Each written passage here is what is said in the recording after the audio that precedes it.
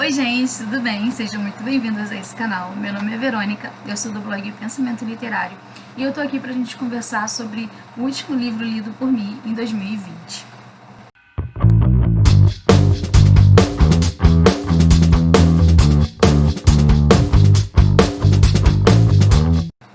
O último livro lido por mim em 2020, né? Primeira resenha de 2021, projeto se concretizando, é o livro de Michael Ende, A História Sem Fim. Não sei se eu estou pronunciando ou se irei pronunciar o sobrenome do autor e dos personagens errados, mas desde já peço desculpa caso isso venha a ocorrer.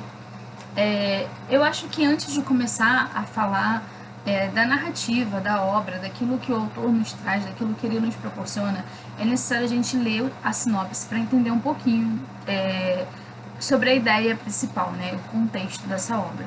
Então a sinopse ela fala o seguinte, ela fala que a história é sem fim é a mágica aventura de um garoto solitário que através das páginas de um livro passa para o reino de fantasia. Nessa terra imaginária, numa busca original e cheia de perigos, Bastian descobre a verdadeira medida de sua própria coragem e descobre sua capacidade para amar.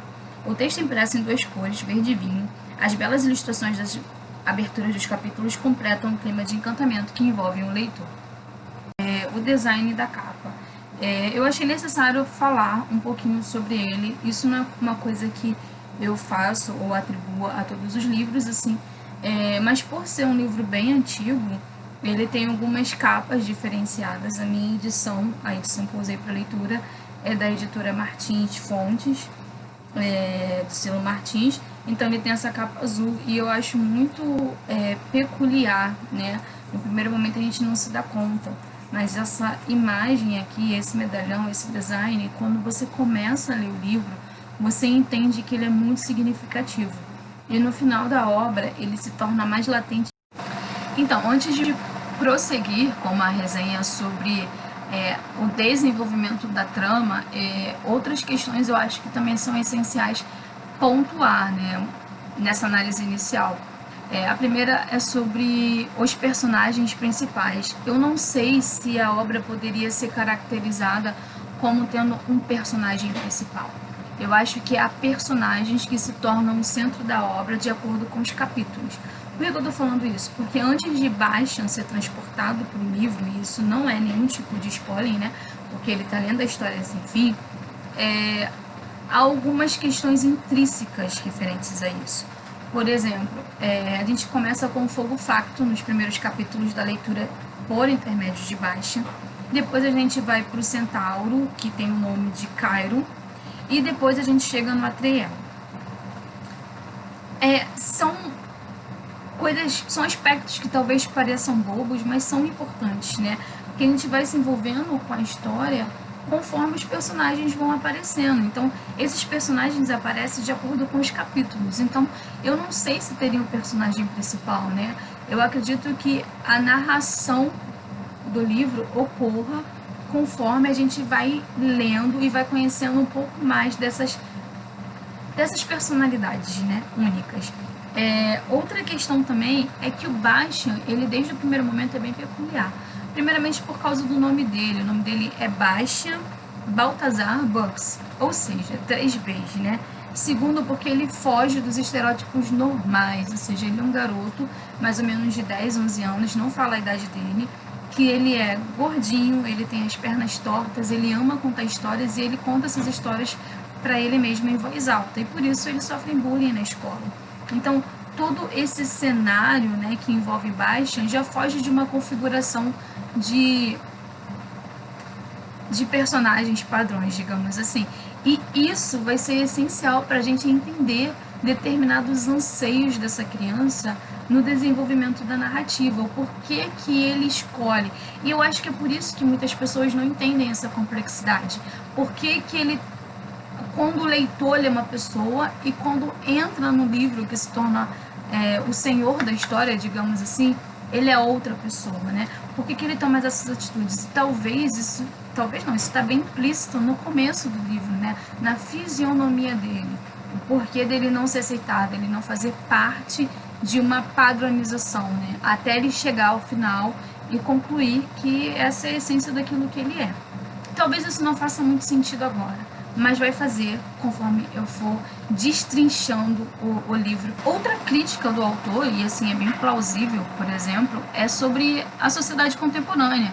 Embora não seja um livro atual, digamos assim, né, de 2019, 2020, ele é um livro que ele aborda como a modernidade, né, como o mundo tem perdido alguns conceitos. Por exemplo, o reino de fantasia está sendo consumido por nada, por não ter mais pessoas ou crianças que acreditem nesse mundo de fadas, né, nesse mundo de fadas. Então, nesse ponto, eu acho que fica bem enfático que a Triel tem a missão, então, de achar o Filho do Homem, para que o Filho do Homem dê um novo nome à Imperatriz Criança, e para que esse Filho do Homem, então, salve o reino de fantasia de ser engolido pelo nada. Então, assim, nesse momento aqui, a gente começa a ver um outro Bastian. O Bastian que deixa de ser leedor, né, o leitor, para ser o protagonista da própria história do reino de fantasia. E é aqui também que a gente começa a ver algumas mudanças em Bastian. A primeira mudança é que ele ganha da Imperatriz Criança, ao salvar o reino de fantasia, Aurin, ou Aurin. E esse medalhão, que é um medalhão que lhe dá poderes nesse novo reino, ele pode fazer tudo o que ele quiser. E a primeira ação dele é querer ser belo, é querer ser lindo. Não me cabe aqui contar o livro todo, mas eu acho que esses pontos são importantes para que vocês entendam o que o autor quis falar, né? O que o autor quis trazer.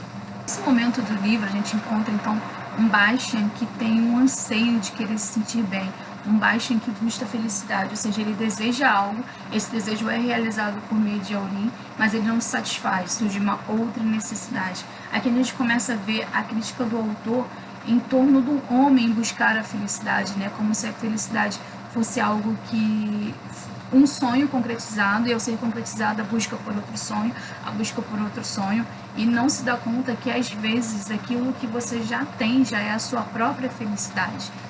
Existem também outras formas de fazer a leitura nessa parte do livro, mas para mim eu acho que esse aspecto se encaixou melhor na descrição daquilo que o autor quis perpassar para o leitor. Então, dentre tantos, eu sei que o livro trabalha com conceitos de outros filósofos, porém eu vou fazer aqui, assim, aqueles que eu identifiquei logo de cara, que foi o Arthur Schopenhauer e o Karl Marx. A gente tem isso na questão da busca dos desejos, né? E um segundo pela vida em comunidade. Eu sei que há outros, mas eu não vou entrar nesses conceitos. Nesse momento a gente já tem um Bastian que passou muito tempo num reino de fantasia, esqueceu suas memórias e não é mais uma criança, né? Os seus comportamentos e as suas atitudes são atitudes de adultos. E aí a gente vê a dama Ariola, que medo de falar esses nomes errados.